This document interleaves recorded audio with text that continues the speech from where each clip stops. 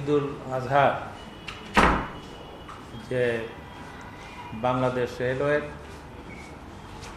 যাত্রীদের পরিবহনে তাদের বাড়িতে পৌঁছায় দেওয়ার জন্যে আমরা প্রথম থেকেই চেষ্টা করছি। আমরা কয়েকটা মিটিং করেছি এবং টিকিট তো আমরা 2 তারিখ থেকে আমরা দেওয়া শুরু করব, অগ্রিম টিকিট। এবং ঈদ যাত্রার প্রথম থেকেই এটাকে মানুষ যাতে বিনা বিড়ম্বনায় আমরা যাতে তাদের পৌঁছায় দিতে পারি সেজন্য আমরা চেষ্টা করে যাচ্ছি। এবং ঈদ যাত্রা শুরুর পর্যন্ত, শেষ হওয়া পর্যন্ত এবং এদের ফেরত আনা পর্যন্ত আমাদের এই প্রচেষ্টা অব্যাহত থাকবে।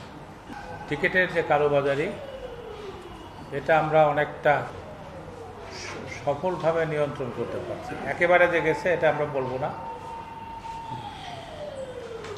এখনও কিছু আছে, সেগুলো আমরা বন্ধ করার জন্য চেষ্টা করছি। প্রোগ্রাম আমরা করেছি আমাদের যে 20টা স্পেশাল ট্রেন সহ